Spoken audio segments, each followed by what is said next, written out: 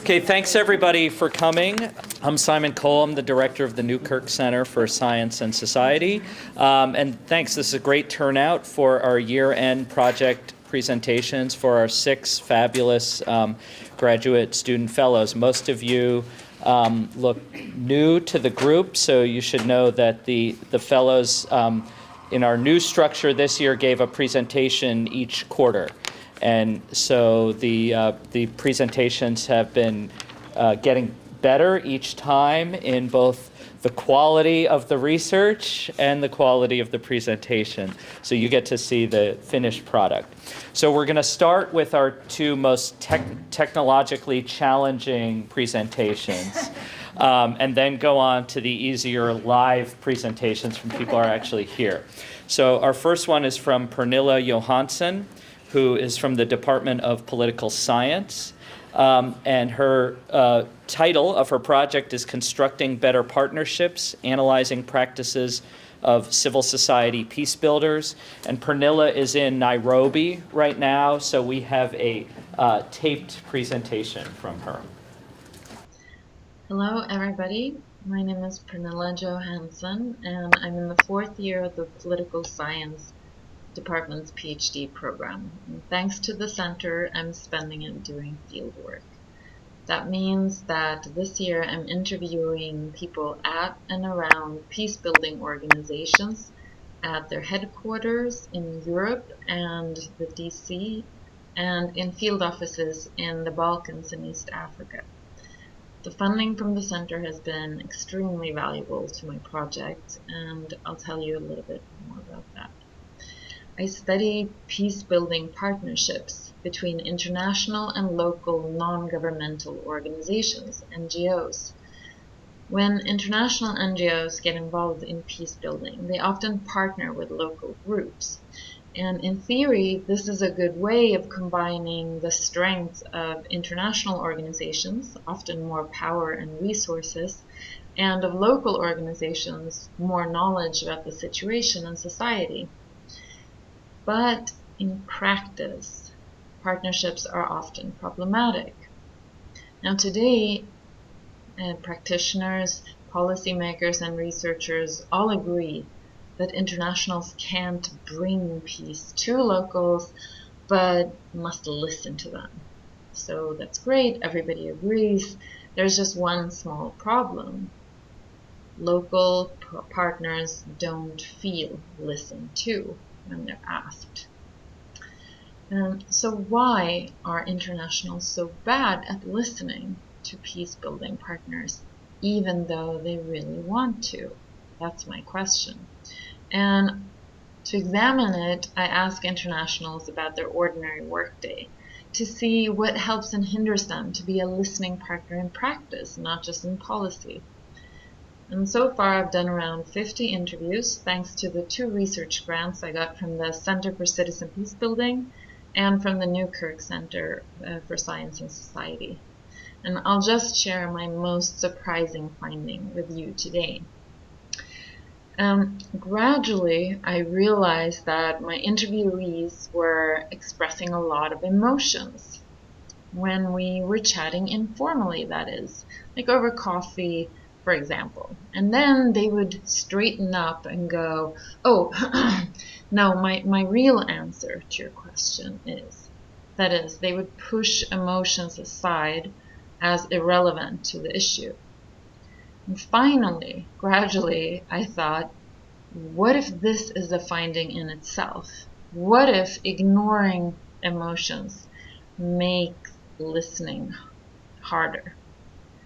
So in my first analysis, which was just published on the webpage EIR and shortlisted for an award, so fingers crossed, I examined 3 emotions and what they can say about internationals listening, both in their daily work and in peace building in general.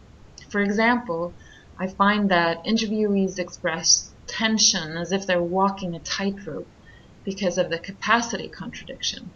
That is, on the one hand, they must constantly praise the capacity of their local partners in order to show that they agree with this consensus of local ownership. On the other hand, they must also contribute more capacity to their local partners or they lose funding. So they risk losing either partners or funding. And to avoid this, they have to walk a tightrope where they must be very careful how they phrase their role and their added value to their partners. I also analyzed their exhaustion and their anxiety to avoid power taboos, like the one I call "How Will I Know?" after the Whitney Houston song. Finding that emotions matter is pretty exciting to me. First, because I didn't expect it, and it makes me see things in a new way. And second, because research on listening shows that you must be affected emotionally to be open to change your mind and your ways of doing things, which is exactly what peace building needs. And my next step then is to analyze how emotions and material conditions are connected. As the first objection I got was, so peace builders just have to deal with their emotions. What about material conditions?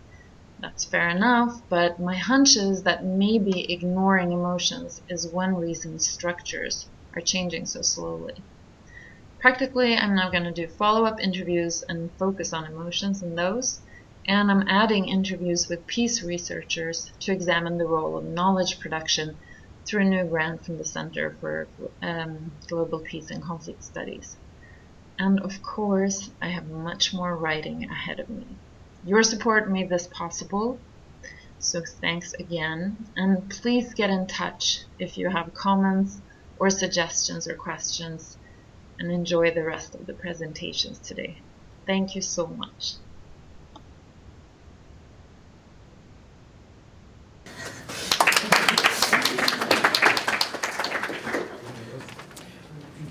So you don't get to ask Pernilla any questions.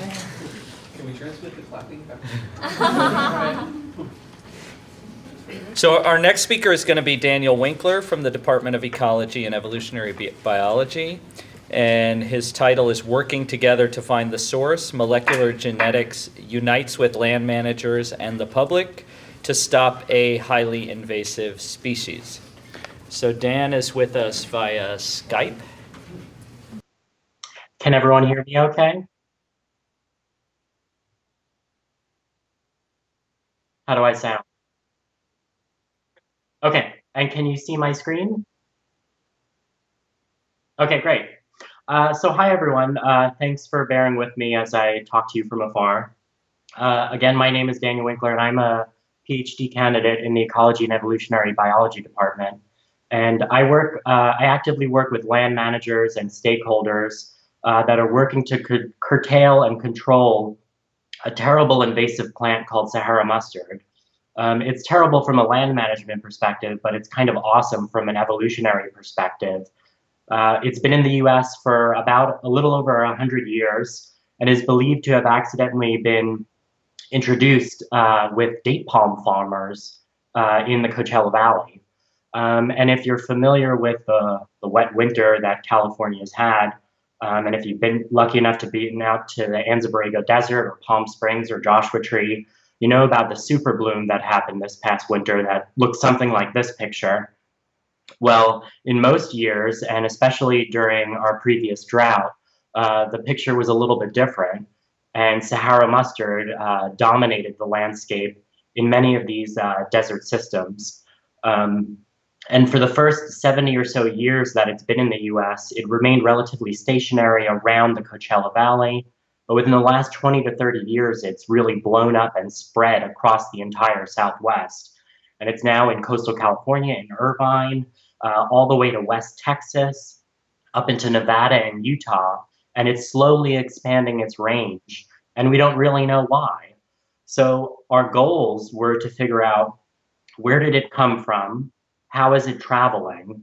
And more importantly, why is it so successful as an invasive species? Because these are the things that land managers want to know so they can prevent future species from invading things like our national parks and other protected areas. So unfortunately, this is the main way we've interacted with this plant for the past 20 or so years. in that we get volunteers and citizen scientist groups to go out, pick plants out of the ground, stuff them into a garbage bag, and send them to a local land dump. But unfortunately, this is expensive, time-consuming, involves a lot of people hours, and it's really challenging work to do in hot environments. So what we did was we went on what I call the greatest American road trip ever, and we collected Sahara mustard tissue samples from over 2,000 plants from 70 unique sites in the United States. And we also collected seeds from a little over 1,000 plants from 63 of those sites. And we went to a diverse array of habitat types to get across its entire range, from coastal beach dunes in Huntington Beach to agricultural areas in the Coachella Valley. And I could try to use my mouse to highlight these areas. Border patrol checkpoints in Arizona, irrigation canals, highways, drainage canals in the middle of nowhere, ranch lands near Big Sur. Here we have wilderness areas in southern Utah, and then wilderness areas in the Anza-Borrego Desert. We also worked with a variety of volunteer groups and citizen scientists, AmeriCorps student volunteers. And then with all of that, with all of those plant samples, I went back into the lab, extracted the DNA, sequenced that DNA, and then ran tests to look at relatedness across the entire, 2,000, 5,000 mile range, and then ultimately to identify unique populations of Sahara mustard in the US to figure out what we're dealing with and what can we do about that. So here's a map of all of the sites that we sampled from, so just to give you a better perspective of its range. And the fact that most of this range expansion has occurred within the past 20 years is pretty dramatic. And there are a number of things that we think are happening, primarily that humans are dispersing it via roadways. And if you've ever driven out in the desert and hit a tumbleweed, it's most likely Sahara mustard, so you've probably helped disperse it accidentally. So here are some results from all of the 2,000 or so samples that we sequenced. And the colors here, each circle here represents one of the sites we sequenced. And the color code represents the unique population that it belongs to. And I highlighted kind of the outliers. So we have this unique blue group in Nipomo, California, near San Luis Obispo, that is really distinct from everything else, but has some hints of this green population. And then we also have a Palm Springs group that's red, a Coachella group that's partially red, Parker, Arizona, and then Roosevelt, Arizona.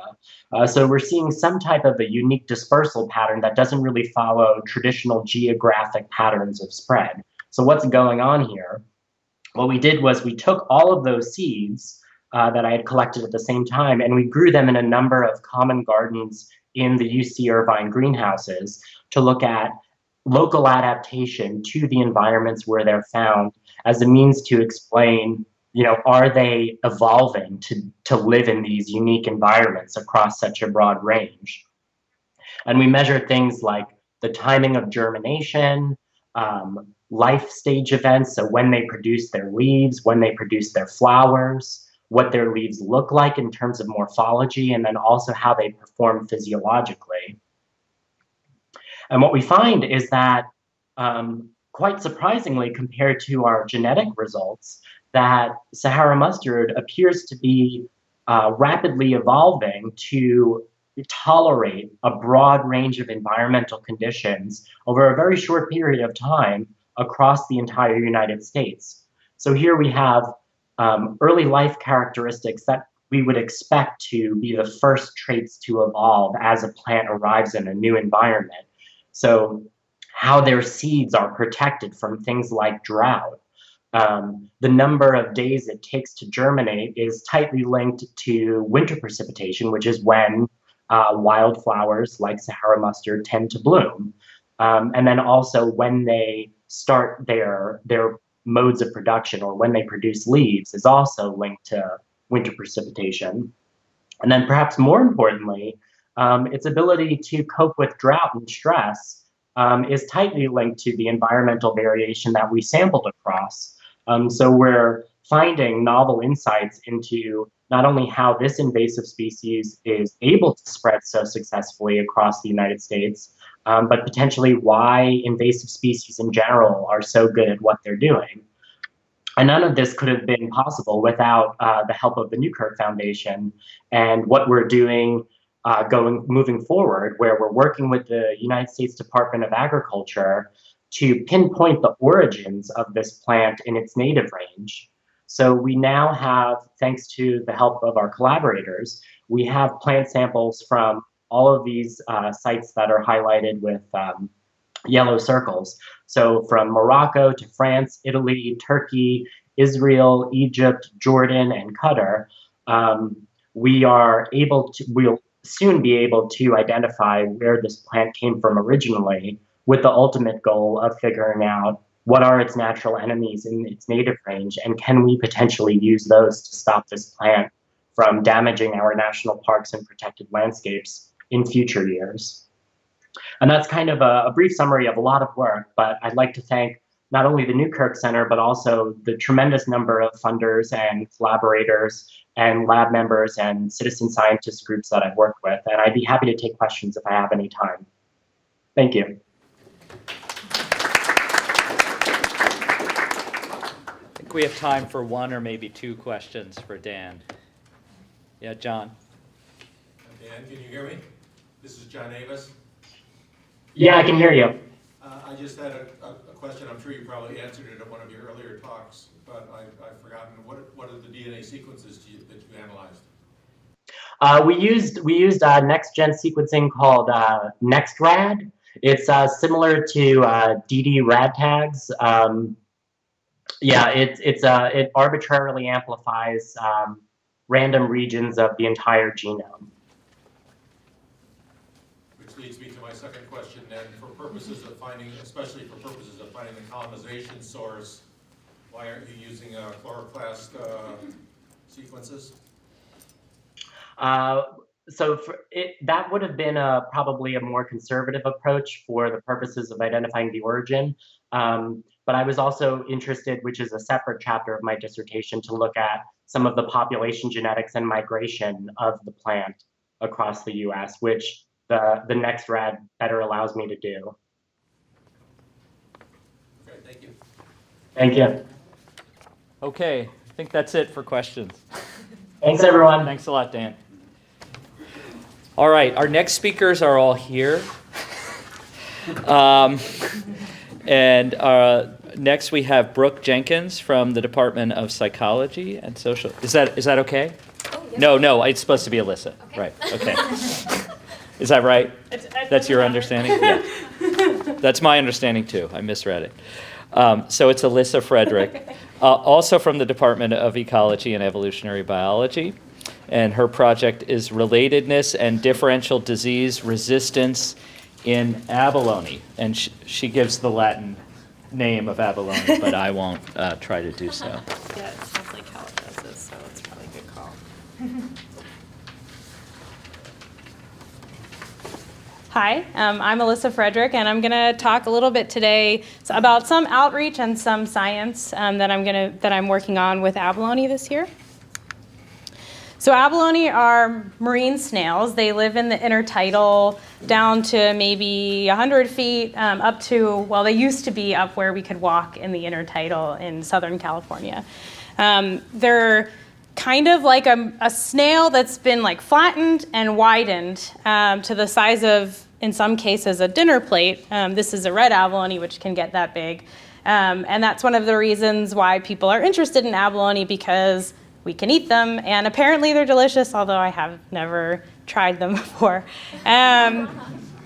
So we have 7 different species of abalone in California, and potentially one subspecies, depending on which abalone biologist you ask, but I'm only going to show the 7 that I've been working with. And they used to support a huge fishery in California. So it used to be, apparently there's abalone lore, I'm not from California, but it used to be that you could not walk out into the intertidal without seeing abalone anywhere in California, and now you're lucky if you find them, especially in Southern California. So they were severely overfished throughout the 1900s. And then in the 1980s, there was a particularly strong El Nino in about 82, 83, I think it was. And with that came a new disease. So we already have these abalone that live in the wild, and the populations are already pretty depressed because of overfishing pressures. And then this disease went through, and within just a few years, it pretty much decimated what was left of the wild abalone stocks, especially with white and black abalone, which are the first two federally listed endangered invertebrates in the US. So we had this disease come through, it wiped out what was left, and there really hasn't been a lot of recovery of those wild populations, at least in California, because of the disease. So we're still seeing symptoms of the disease in the wild, although it's getting a little bit better in the more recent years. And this disease is called withering syndrome. It's similar in broad perspective to the wasting disease that we saw in starfish recently. But this is a bacterial disease. It goes into the gut of the abalone, and it causes them to be unable to digest or absorb their nutrients. So they basically can't eat, and they wither away. And because they have a shell that defines how big they have to be, basically, once they start withering, they can't hold on to their substrate anymore, and they'll fall off and get eaten. And so the 7 species that live in California have all shown this disease, yet 2 species in particular, pink and green abalone, are particularly resistant to withering syndrome. So it's been shown both in lab studies and in field studies that they seem to be able to cope with this disease better, at least at their temperatures that they're normally found in the wild, compared especially to black, red, and white abalone, which are particularly susceptible to the disease. So I asked the question, why are only some species, why are just these pink and green abalone particularly resistant, especially at their environmentally relevant temperatures? And so we hypothesized that pink and green abalone are probably related to each other and maybe not to other abalone, or there's some kind of relationship that allows these animals to be different than the other species of abalone. So because I only have a few minutes, I'm not going to go into the technical details, although I can answer questions about that in the question and answer session. But we created a phylogeny of abalone, and what we found is that pink and green abalone, so the top 2, they do seem to form their own clade that's sister to all the other species of abalone in California. And the outgroup here is Haliotis iris, which is a species from New Zealand. We chose that based on a lot of other preliminary trees that exist. So then we asked that question, so at what point did withering syndrome resistance, or whatever mechanism that allows these animals to resist the disease, evolve? And there's a couple different ideas. So one of them could be that this group has some kind of mechanism that allows them to resist this disease. It could be that the ancestral group of abalone had some kind of mechanism where all of them are resisting the disease. We don't see the disease in other parts of the world. And in that case, that would lead us to think that the ancestor of all 5 of these species, somewhere along the line, lost its ability to resist. So something happened to that mechanism. And so one of the questions that I want to answer next is, what does Haliotis iris do? This New Zealand species of abalone, because it's the outgroup, it's generally accepted that it's probably the outgroup of all of the other Haliotis species. So we want to see, that's our best idea of maybe what the ancestral qualities are in the gut. And so that's where the research is going.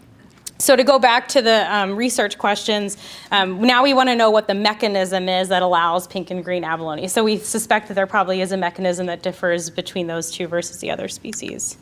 And then I just want to quickly talk about some community science that I'm doing. This is entirely because of the Newkirk Center. So I worked for NOAA last summer, and one of the things that NOAA does is they grow green abalone in the lab to put them out in the wild because there aren't that many green abalone left. And I asked them, well, how do you decide which abalone to put out there? Do you put out babies? Do you put out adults? And they don't really know because there's not that much data available on abalone. They're just doing the best that they can with what they have. So I said, well, why don't we see how strong they are at different life stages so we don't put out animals that are just going to get plucked off right away by predators? Because sometimes they go out and they can't find any a year later from the animals that they've invested a lot of time in growing and then putting out in the wild.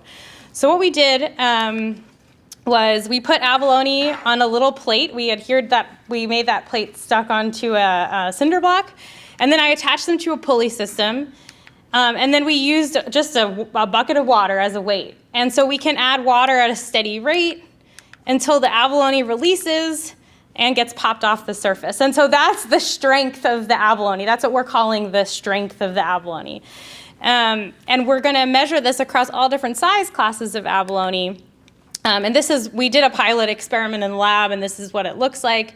But we're building this system, a much nicer looking system than a Home Depot bucket, over at the Crystal Cove Science Cottage. So during the summer, every Wednesday, we're going to have community members. Whoever wants to come, if you guys are going to be down there at the beach anyway, you can come by and do this experiment with our abalone, so that we can collect a lot of data for NOAA so that they can decide what to outplant. And the reason why it's important is because we don't know how strength relates to size in abalone. And so it could be linear, or it could have some kind of curved relationship. These are just hypotheses of what it might look like. We don't have any data yet.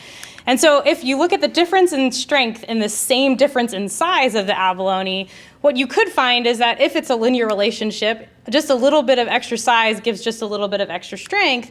Whoops. But if you do the same thing, if it's a curved relationship, they might have a pretty large gap or a pretty large jump in their strength or their ability to hold onto the substrate. And so you might want to invest just a little extra time in growing them bigger before you outplant them. But you might not want to do that because of the cost, if this relationship is linear.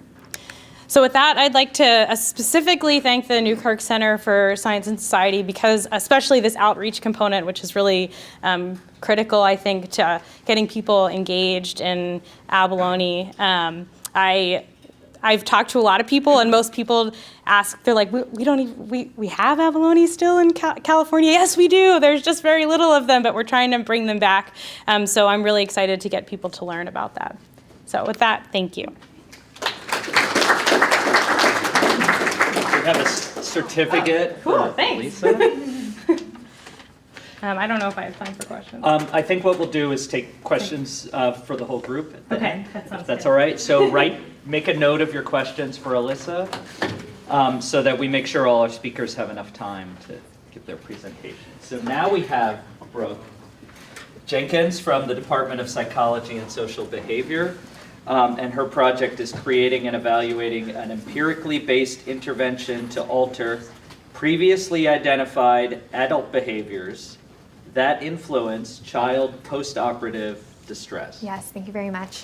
Thank you guys all for coming here today. I'm really excited to share my work, and thank you to the Newkirk Center for funding this project. Without you guys, I wouldn't have been able to establish these collaborations with the nurses and parents at the Children's Hospital of Orange County. And so, as Dr. Cole mentioned, my project is developing an intervention titled the Nurse and Parent Training in Postoperative Stress, NPTIPS for short, that really targets nurse and parent behaviors that are going to help children after surgery. But I first wanted to speak with you a little bit about what the surgical experience at the Children's Hospital is even like. So at the hospital, when children come in for surgery, they're first brought to what's called the preoperative holding area, pre-op, where they're dressed in gowns, hooked up to IV, and explained, if they're old enough, and then definitely explained to the parents what's going to happen. After this, they're walked to the operating room, where parents eventually have to say goodbye to their child, and then they go into the operating room. They're placed on a bed, and that's where anesthesia takes over and the surgeon operates. Meanwhile, parents are in this waiting room, just waiting for their child's surgery to be done, to hear how everything went. And this entire process can last anywhere between 30 minutes and several hours. Once the child's done with surgery, they're brought to the post-anesthesia care unit, PACU for short, and they're brought into what's called a bay, so this is bay 15, where they then meet a new nurse, and once they're kind of stabilized, waking up a little bit, the nurse will call the parents back to the PACU, and the parents get to see their child for the first time after surgery. When they're here, the child is waking up, not necessarily recovering from surgery, but kind of recovering from being under anesthesia. And there's a lot of pain, anxiety, distress, and they could be here anywhere between 30 minutes to an hour and a half, if not longer. When children undergo surgery, they have pain and anxiety after surgery, and this is a significant problem. So we need emotion regulation techniques to help these children handle this distress. And one good avenue for this is to focus on the adults, the nurses and parents who spend a great deal of time with these children after surgery, and possibly use these emotion regulation techniques to help their children cope. But kind of a first question should be is, can we actually get these adults, the nurses and parents, to change their own behaviors? And you'll see how that could possibly be a little bit difficult as I continue on. So I developed NP tips in collaboration with nurses at the Children's Hospital of Orange County. First, it was an intervention development phase. The second phase was a formative evaluation. And the third was testing the efficacy of this intervention in the hospital setting. So I'll go through those 3 phases. In phase 1, I partnered with anesthesiologists at the hospital, nurses, pediatric psychologists, and myself as a health psychologist to identify these emotion regulation techniques. So which ones should we be focusing on? And as a group, what we came up with were what we termed desired behaviors and undesired behaviors. So desired behaviors were these emotion regulation techniques that would help decrease the distress children are experiencing, whereas undesired behaviors are those that actually elicit child distress. Desired behaviors were distractions, so things like using iPads with the children, watching videos, talking about the child's favorite hobbies, things like this to redirect the child's attention away from their pain and distress. And then also coping advice. So sometimes you can't redirect the child's attention away from pain and distress. You need to tell them, oh, take your medicine, this is going to make you feel better. And so those specific statements on do this and then you'll feel better, that was termed coping advice. The undesired behaviors, a little bit surprising, but the behaviors are empathy, reassurance, and apology. And the reason the literature has found that these are related to increases in child distress is because in this acute pain context where children are recovering from surgery, saying things like, oh, I know it hurts, or oh, I'm so sorry, you're gonna feel better, they actually direct the child's attention towards their pain and anxiety as opposed to directing it away from it, which is what distraction does. So oftentimes these are very good behaviors, I would agree, in many contexts, but just not this one, and I'm happy to talk more about that as well. Developing the intervention, we came up with a nurse training program, a seminar, and coaching and feedback for the nurses, and then a parent web module, an interactive web module that parents could access in the waiting room and at home after surgery. To give you a sense of what this looks like, for the nurse training program, it was a series of slides. We actually brought nurses into our lab space and really talked about the research behind this and what they should do. We had video examples of these behaviors being used in the hospital setting. And then for the parents, it was a web module that they accessed on tablets that we provided for them in that waiting room that I showed you, where it describes the behaviors that we're asking them to either increase or decrease. For phase 2, once we had this product, we had focus groups, and just for the sake of time, I just threw it all up here. And so we actually had pediatric nurses from the University of California Irvine Medical Center, so a different group of nurses, evaluate this material, and parents of children who had previously undergone surgery at shock. And we had several focus groups, and after each focus group, we updated the intervention with the feedback that we received.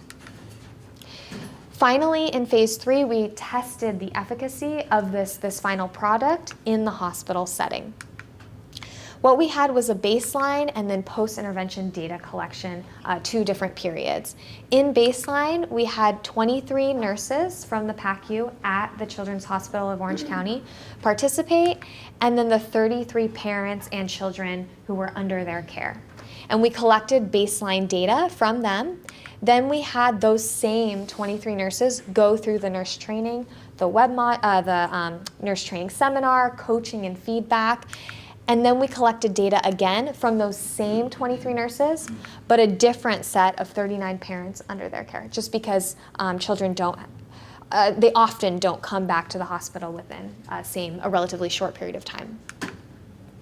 The procedure is that in the pre-op area, we approached families on the day of surgery and asked them to participate in our study.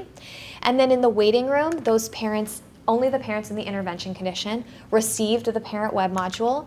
And then in the PACU, we video recorded the nurse, parents, and children. So what did we find? What we saw was that we actually were able to increase nurses' use of desired behaviors 231% going from baseline to intervention, and a similar effect for the parents. Parents increased these desired behaviors 130%. For the undesired behaviors, we found that nurses were able to significantly decrease their use of undesired behaviors. And parents, this wasn't statistically significant, but it was not even a trend. But it might have been because parents were already so low on using these behaviors with their children. So I'd like to again thank the Newkirk Center for their funding. Without you, this work would have not been possible. And I'd also like to thank my mentors, Dr. Zev Kane and Michelle Fortier, and the undergraduate students who do a tremendous amount of work in the lab and help collect this data. And thank you all for listening.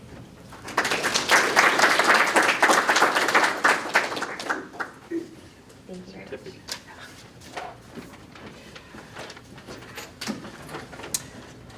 Thank you, Brooke. Now we have Edith Medina from the Department of Planning, Policy, and Design. And her project is addressing the housing issues of low-income families and immigrants in Los Angeles, challenges to collaboration and coordination among nonprofit organizations and public interest law organizations. All right. Good afternoon, everyone. My name is Edith Wadita, and I'm a second-year PhD student in the Planning, Policy, and Design program. I want to thank the Newkirk Center for Science and Society for their generous support for my research that I've done this year. I'm grateful for the opportunity that I had to do this because it's really helped me solidify what I would like to do for my dissertation. And also some of the findings in the projects has also contributed to a chapter of the book that I've been co-authoring with my advisor, Dr. Victoria Basolo, on urban housing and health, and it will be published sometime in the next year. So the title has been read aloud, and I've shortened it, so the title of my project is Substandard Housing in Los Angeles, Challenges for Nonprofit Organizations Serving Affected Populations. As some of you might know, substandard housing in LA is considered a public health crisis. There are hundreds and thousands of units that are considered inadequate or substandard, according to the American Housing Survey in 2015. The majority of these units are coming from the aging housing stock, mainly due to the lack of maintenance. And the tenants that live in these units, their physical and mental health is being affected. Organizations exist to help this population, but it seems that the problem is that they seem to be working in silos. So my research questions for my project was, what are the challenges that organizations face when addressing the substandard housing issues? How do they adapt to these challenges, and what are the methods and degree of collaboration with other organizations? This was a qualitative research, which meant I drove to LA and did a bunch of interviews and did some observations. And I reached out to 22 organizations, and I ended up doing 14 interviews and 2 observation field notes, which represents about 9 organizations and 1 city agency. Of the 9 organizations and 1 agency, 5 are public interest law organizations, and these organizations are organizations that use legal tools to provide services to tenants. One of them is legal representation. The other 2 were community organizing organizations, 2 public interest organizations that push agendas from the city to the state level government, and 1 city agency. So these interviews and observations were transcribed, and then they were analyzed. and I looked for patterns and themes that would help answer my research questions.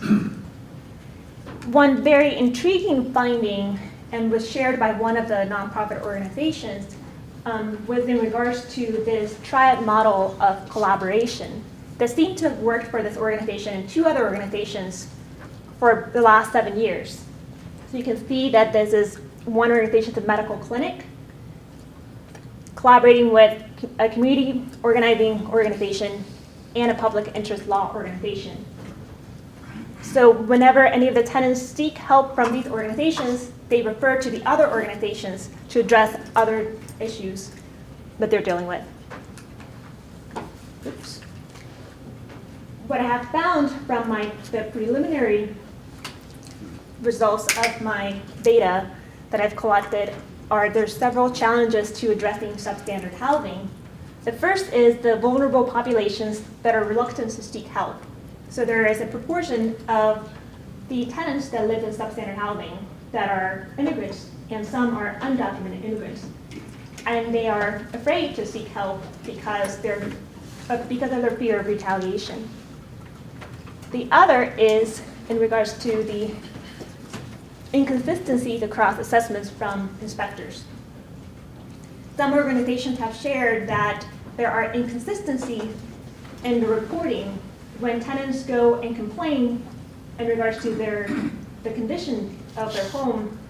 The inspectors would go into the homes to inspect, and even when there are 2 inspectors that go to the same unit, they would provide different reports. So there are inconsistencies, and that's just one example. And having that inconsistency of the reporting can be a problem because you can't define what the real problem is. The third is in regards to what organizations have shared, especially the public interest law organizations, to the limits of the legal system. They know that they can help the tenants by compelling the landlords to fix the substandard housing issues, but this obviously only occurs when the tenants bring those problems to the organizations.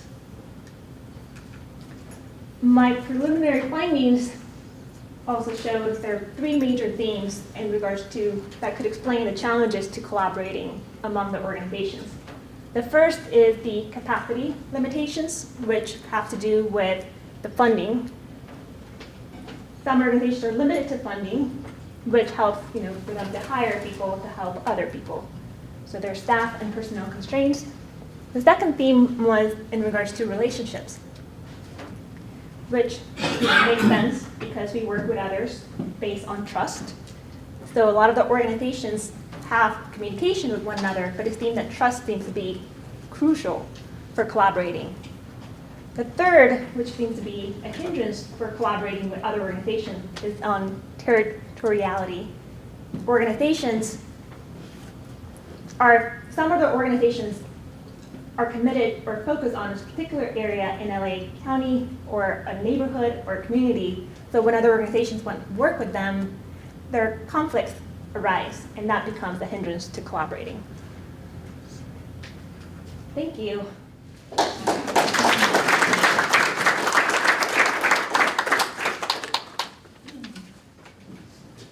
Thank you.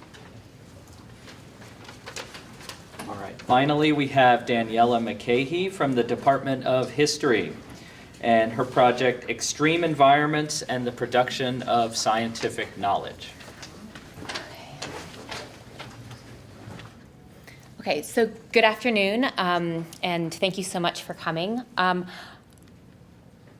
When you look at a Google image search for world maps, these are some of the results that come up. Notably missing is closer to 9% of the world's landmass and over 60% of its water, an area about twice the size of Australia. In the social sciences and humanities, we often consider Antarctica to be somehow separate or disconnected from the rest of the events in world history. For my project, using archives in New Zealand and the United Kingdom, a research trip that was funded in part by the Newkirk Center, I use the history of science to reconnect Antarctica to the rest of the world. I think that this is an apt approach because Antarctica is often designated as a continent for scientific research, but also because there's been actually a surprising unevenness paid to its history. In the course of my dissertation, which has 7 chapters, I take different aspects from the production of scientific knowledge and connect them to greater themes in global history or the history of science. So, for example, my first chapter, I discuss the historical context for Antarctic science, mostly in my dissertation, which is on the 1950s and 60s, the International Geophysical Year, 1957-1958.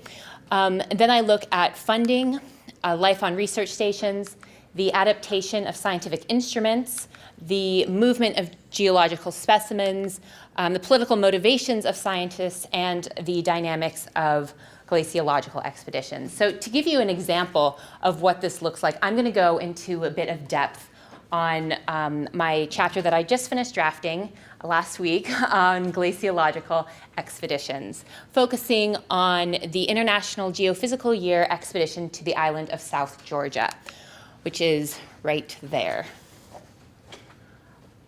So in 1956, the Royal Society, and in conjunction with the Falkland Islands Dependency Survey, wanted to take some glaciological observations on South Georgia. It's one of the few British territories that has large glaciers outside of, I guess, Antarctica itself.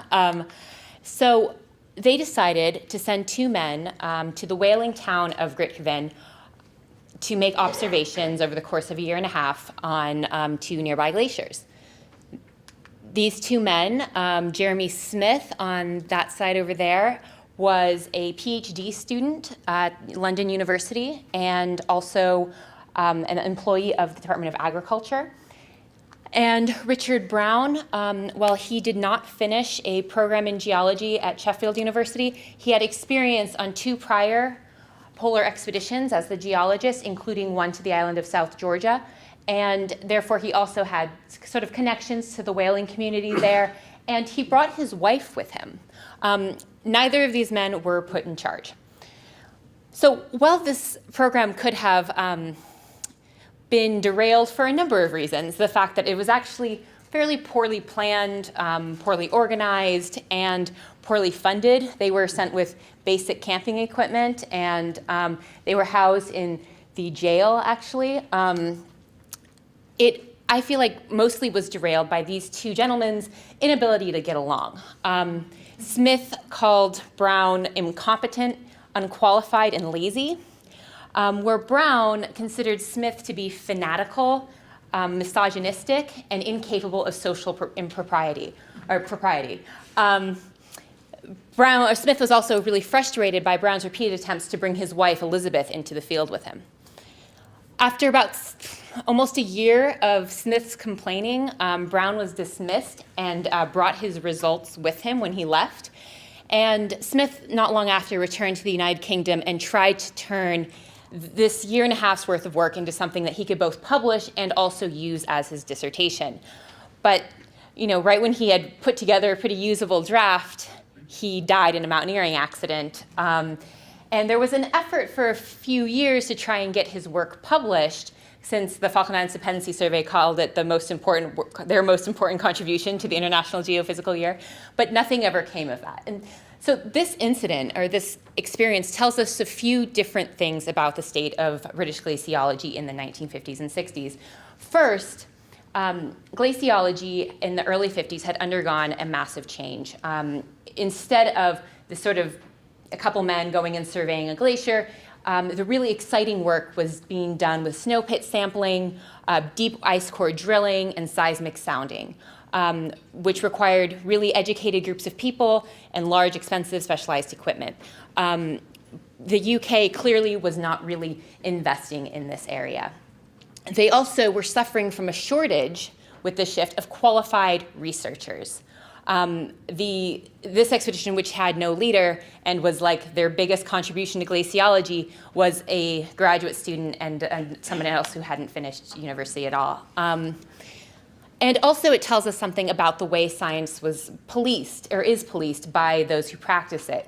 Smith, who really considered himself to be a scientist, he emphasizes this in all of his correspondence, thought it unacceptable that Brown was academically unqualified and behaved in, he's very familiar with the whaling community, for example, behaved in a way that didn't represent science. And also with Elizabeth Brown, that she shouldn't be there. She had no business as an unqualified woman on a Royal Society-funded expedition, despite the fact that this was a fairly unplanned and unorganized trip. So this chapter is just one example, but in my research in general, I'm hoping to use the history of science to take Antarctica from being something that we visualize as a place just for charismatic megafauna and scenic landscapes into a place where people live and study and work and whatnot. And in this way, I think that we can reconnect Antarctica away from being a separate place from the rest of the world, but to being a connected and integral part of modern human history. Thank you. You can stay. So thank you. If our speakers could come up, we have. If you can stay, we have some time for questions.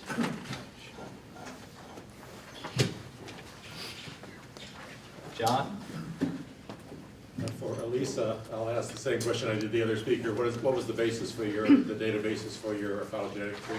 I knew you were going to ask that, and that's why I didn't put it up to take out my time. So we used 16S, Site B, and H3 on that tree, and we're still working on adding ITS, but we have 2 species that just doesn't look like it almost looks like they don't have the gene. It's so frustrating. But so hopefully it'll be 4 genes by the time it's published. And we did Sanger sequencing, just targeting those. Yeah. So we have a question for one of the other speakers? Yes? Okay, Nancy. I actually have a generic question, but first, congratulations to all of you with such an interesting assortment of presentations. But my question that maybe some of the students would be interested in, and I'm interested in, is from any of you, actually, what motivated you to study what you study? From Abalone to nursing to Antarctica to Los Angeles housing, kind of tell us a little bit about how you got interested in your topic. I can start. My background, I worked as a paralegal for about 5 years, and I worked with a few organizations and law firms that address the substandard housing issues, but I mainly was, an assistant to lawyers in their evictions and class action cases against slumlords. And then realized when I went to grad school that there wasn't much, literature on this topic. So that's my motivation. Yeah, thank you for the question. So I did my master's at Chapman University in Health and Strategic Communication, so learning about patient-provider interaction and things like that.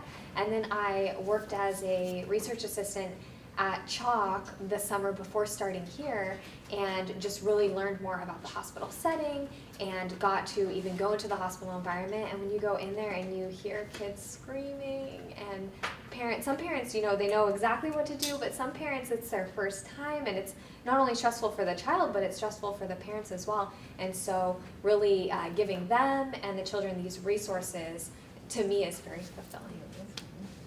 Did you go to Abalone in Antarctica? Yeah. So I, before moving to UCI, was living in New Zealand, and they have the last photo where there's all the abalone in the water is a modern photo from the waters there. And so partly I fell in love with a weird invert because I like inverts, but the other part of it was there's this great disparity in that they have so many there and there's none left in California, and so trying to figure out why that happened.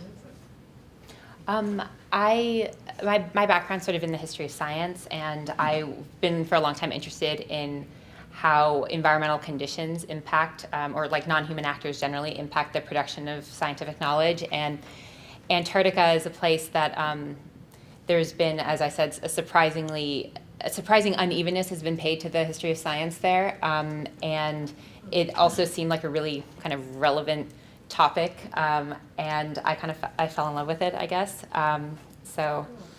It's not as interesting, I guess, as a background story. Have you been there? I haven't, no. What's your next Newkirk sponsor? I mean, it would be cool from a phenomenological perspective, but like, it's not really necessary that I go because like all the libraries are in New Zealand and the United Kingdom and here and whatnot. Those are also good places. They're also good places to go. Thank you. Yeah. My question is for Brooke. After your first study, have you done any follow-ups to see how time impacts the retention of the interventions and their effect? Yeah, thank you for asking that. So condensing everything down into 5 minutes is very difficult. I don't even think I succeeded. I probably went 7 or 8 minutes. So we actually collected a lot of data. So we had parents complete demographic data, stuff on emotion while they're in the hospital, and then we followed them for the week after surgery on days 1, 3, and 7, making phone calls, emailing them surveys. So we're working on getting all that data together right now to see. And so studying pain specifically is very complex. How do you know if a child's in pain? And I think there's a lot of ways you can triangulate on that. You can ask them, you can ask parents to report what the parents think, how much the child's in pain. You can look at behavioral measures like how much they're sleeping or their activity levels. And so we have those types of items in our surveys on those follow-ups days to see, do we see kind of a change in pain from the baseline to the intervention group? I think your very specific question is do the parents keep using these behaviors at home? And that is a little more difficult to get at because we can't necessarily video at home. Actually, I'm less interested in the parents and more about the nurses. Oh, yes. So say if you found this very large change in the way they interacted with the children, does that only happen, say, for the first week or two after their training, or is this something that stays in their day-to-day practice long after? Good question. So I'll have to look at that because we did have a 4-month span of data collection for the intervention portion. So I'll have to put in that time variable and see, does behaviors drop or do they get better at doing the desired behaviors? That's a really good question. Thank you. Yeah, Shirley. Follow up on that. Has CHOP taken your recommendation training rolled out to the nursing? Great question. So we're actually applying for an NIH R01 grant to do a multi-site trial on this, where we implement it at 2 different hospitals. And in those 2 hospitals, there's actually 2 PACUs, so we're going to do a randomized control trial to see on a larger scale, does this work? Because you'll notice it was a small sample size. It takes a lot of manpower to collect this data. And so if we can do it on a larger scale, really know that this is helpful, then I would feel comfortable handing it over to the hospital. That's the end goal. John? This is for Edith. Since your study spans 2 federal administrations, I'm wondering if the new administration's worldview has affected tenant behavior, or where do you anticipate that it would? It has, and I wasn't surprised. Several organizations have told me that they have been having a very hard time working with tenants now, especially when they're collaborating or partnering with the city agencies, inspectors that want to go into the homes so they can inspect the unit and make a report. And a lot of times they've had a hard time going in because the tenants are just afraid that someone is coming from the city government and they don't want to let them in because they're afraid that they might get deported from this. So yes, it's been more difficult for organizations to help the vulnerable tenants. I could have a comment I could make here, kind of, not a question like, but for Alyssa. Yeah. I grew up here in Newport Beach and I began working in the Abalone business when I was about 14 years old at high school. It was a good job to have on weekends and summers. We had quite a thriving industry here. We would send boats out from this little company I worked for, send boats out, and they would come back with maybe 300 or 400 abalone, one thing, and then I'd drive a little truck, stake that truck over to the boats, and then we'd load them all into the truck, drive them to this little processing plant where there was all women, unfortunately, working around these little stations. And the abalone is a muscle. You don't just take it and pull it off the rock, and you've got to pry it off. So those guys did all that, they brought it back in. Then you have to pry it out of the shell. You have to use a really strong thing.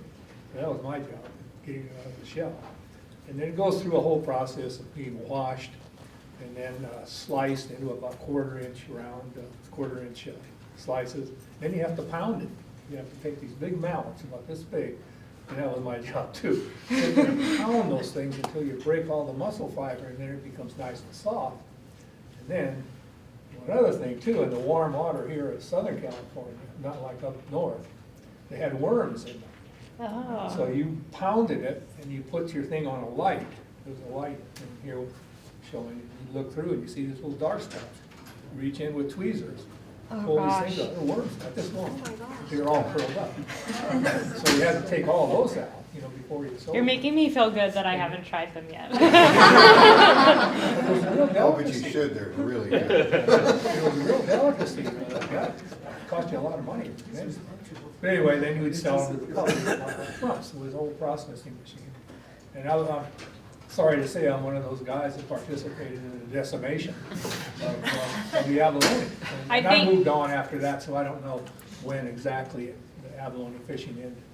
They were good years. I mean, we were really making a lot of money. I think that the disease is really what killed off most of them, not Okay. necessarily the Not fishing. over. So don't feel too good. And we have mostly greens here. Yeah. There's greens being farmed in Carlsbad, but Oh, yeah. the animals that I got there a couple of years ago didn't do well in the lab.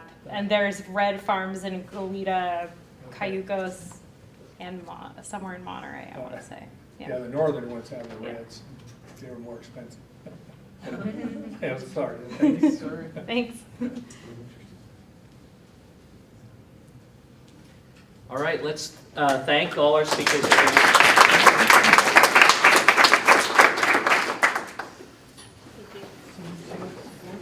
We have one more piece of unfinished business, if you have a minute. So many of you were at our launch event for the National Registry of Exonerations, and we did a little award presentation there. And Martha and Jim are kind of behind-the-scenes people, so they had gone home by the time we did this. So we have a leftover award for them that's been gathering dust, and we wanted to take this occasion to present it to them. And it's an appropriate occasion because the award pertains not just to the National Registry of Exonerations, but to all the Newkirk Center activities that they sponsor. And perhaps most prominently, this one, the Graduate Student Fellows Award. So it says, from the Newkirk Center for Science and Society to Martha and James Newkirk, in recognition of your unwavering commitment and contribution to science and society through your support of our programs. So.